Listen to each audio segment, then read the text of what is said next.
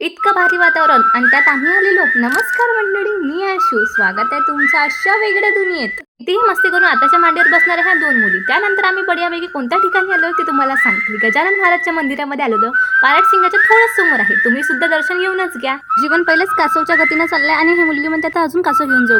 एकामेकीमध्ये चांगलं घमासान युद्ध करून एकामेकीला मारल्यानंतर दोघी बहिणी लाड करताना एवढे लेकरं इथचं काही विषयच नाहीये. काळानुसार चालणारी प्रथा आमच्या घरी म्हणजे ताकाचं बेसन. आम्ही डब्बा घेऊन येण्याचा प्लॅन केलेला होता. इथे मस्त डब्बा पार्टी करूया, पण आलू भाताने तेवढे विषय लावले का सकाळची सोय यांनी लावूनच टाकली. पोरगी ज्येष्ठ म्हणून अशी खात आहे का जसं की आपल्या घरचंच आहे. गजानन महाराजच्या मंदिरात आलो म्हणजे स्वच्छता असलीच पाहिजे. मनीषा तट्टे पूर्ण स्वच्छता करताना बोला जय गजानन. निघालो आम्ही घरी जाण्यासाठी, पण घरी जातात यांची गरिबी दाखवणार नाही असं होऊच शकत नाही. कुठे जाऊन चोरी करते. नंतर आम्ही आलो पारटसिंग्यामध्ये आणि ही मुलगी एवढी नाराज झाली होती. नाराज झाली म्हणजे हातही गुंडून टाकते. म्हणजे आम्हाला तेवढं समजतच नव्हतं राव. तुम्ही पण देवीचे दर्शन घेऊन घ्या. इथे मस्त कार्यक्रम सुरू होत. त्याकडे गेलो, खाली येत होतं पण मागून भरपूर काही आलो आणि ह्या मुलींना तर एवढं काही चालवायची हौस असते का. जेव्हा पण पारटसिंग आलो तेव्हा ह्या गाड्यात बसणार नाही असं होऊच शकत. आणि मी यांचा व्हिडिओ घाला आणि जे माझे मामी मला 150 रुपये देत नाही. नंतर आम्ही आलो गार्डनमध्ये आणि गार्डनमध्ये यांना असं 360च्या स्पीडने फिरवलं की यांना वाटलं की आता बसणं काही कामाचं नाही पुरलं आपल्याला. मी म्हटलं बसाच अजून. आणि मी मस्त खाण्यात गुंग होती. ते आवडीचं झाड होतं, मस्त पाडून खाल्लं आणि ही पोरगी तर पाक अशी पडली तरी बी मस्ती काही कमी नाही झाली. तुम्ही पण माझ्यासोबत बोला जय माऊली. आजचा